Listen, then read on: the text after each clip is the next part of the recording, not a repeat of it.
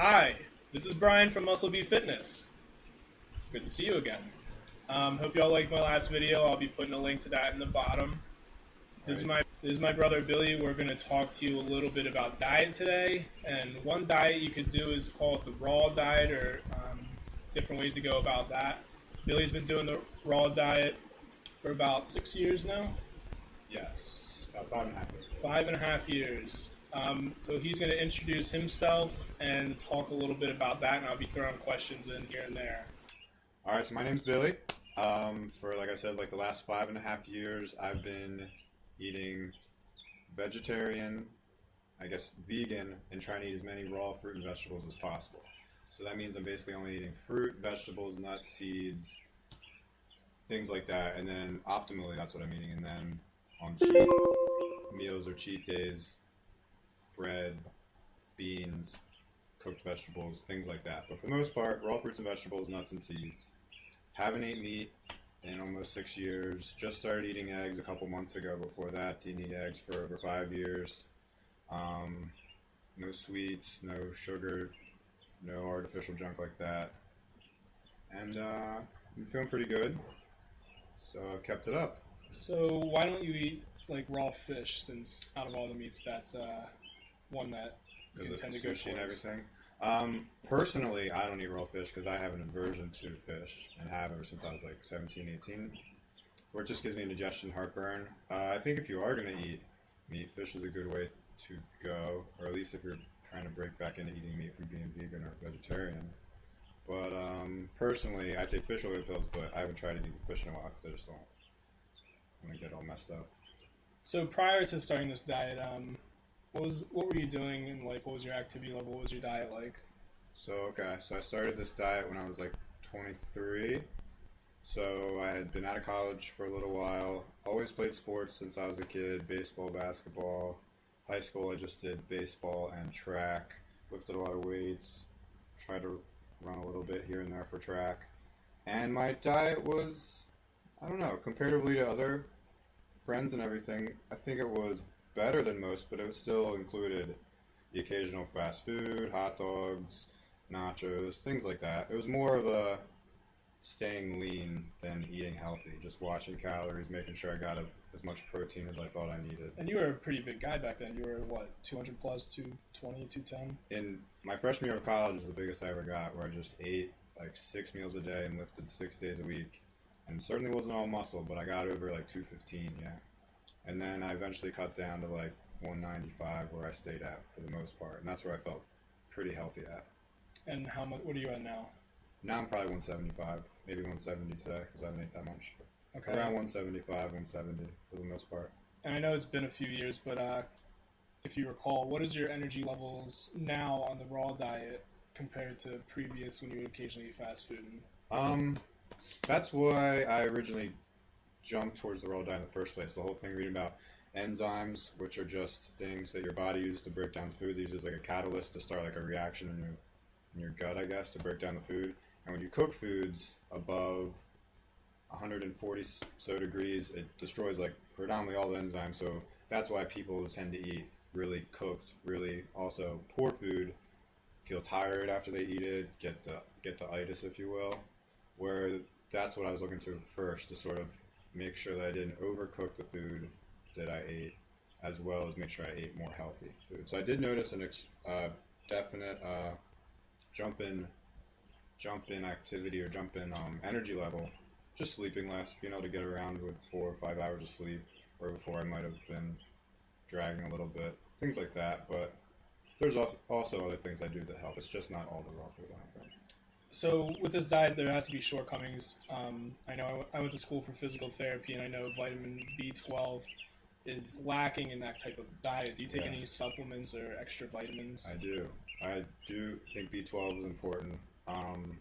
Iron supplement if you need iron. I take a couple different things: magnesium, vitamin C, B12, vitamin D, um, B6 to help my liver function if I decide to have some adult beverages. Things like that. And I do notice a difference. I'm not just taking them unless it's a placebo effect, which is great for me too. But it's not like they're expensive. Whatever makes me feel better. So I do try to cover all my bases. I just started eating eggs again. Who knows what the future will hold as far as staying meatless for a while, but I think I'm covering as much bases as I can. I'm not super strict on myself, but I do my homework and I try to feel the best as possible. So one question that just came to my head was, I'm sure everybody remembers in the first Rocky cracked a few eggs into a glass and chugged them without cooking them because you know that cooking the egg denatures the proteins. Could you Right. expand a little bit on that take? Well, the best way I've seen it handled, and I'm having a lot of smart people do the research for me, I'm not doing any of this research except for personal research, is the whole idea with eating raw eggs and salmonella. Salmonella is actually on the outside of the shell.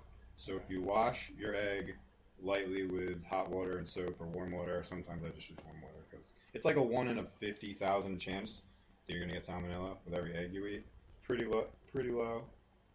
Um, but I do cook the whites of the eggs slightly, where I like to leave the yolk raw, and that is because oxidizing fat and everything is a very dangerous thing to do. As far as that's why eating fried food is so bad because they oxidize the oil and they get it bubbling. Oxidizing is when you cook something really hard and you're like frying it. Okay. So when you see like when you really overcook something, that's when it really gets dangerous. Even if it's something that's good for you, like eggs can be good for you, but so basically, to make a long story short, cook the whites slightly, separate the yolks. Yolks are raw.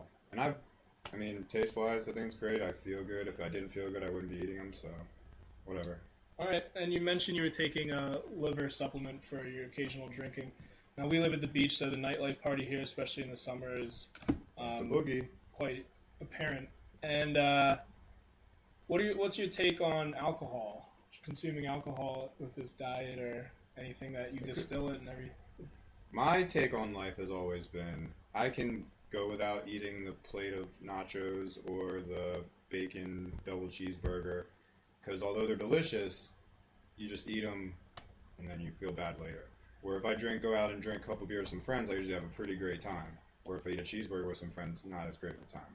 So it's sacrifices like that. When I do try to drink, besides working the B6 and vitamin C like before and after if I can, drinking a lot of water before and after or during, of course, is always good. From what I've read, lighter, clear liquors are better than dark liquors. And then, of course, what gets me a lot is when you're mixing liquor, for instance, and you mix it with soda. Like, I don't ever drink soda, but of course, a rum and coke is delicious. So you catch yourself drinking a bunch of soda or Red Bull or something that you shouldn't have much of or any of. Just a safe bet would mix with water, mix with juice, or I guess stick with beer, but beer, I think, although I love it, is probably the least healthy of the alcohols you can drink. I know I heard gin might have the lowest amount of sugar in it. Yeah. Nice clear So liquor. that's a safe If you just bet. have a nice clear liquor like vodka or gin or something like that, or light rum and mixing it with water, it's probably the best way to go. It may not be the tastiest, but it's probably the best way to go as far as what I've read. But look up for yourself. Don't listen to what I'm saying. So one of the setbacks in this diet is kind of coming down from it, if you will. I remember a few years ago you were down in Georgia with some friends and you had a slice of pizza. That was also that was probably when I was the most strict with the diet. Okay. So having that, first of all, cooked gluten bread, it's going to upset my stomach. The cheese, not having any dairy whatsoever, really upset my stomach. Now I think I'd be able to give it a little more because I'm not as hard on myself as far as things I eat. But yeah, it's still, yeah, that wasn't too much fun.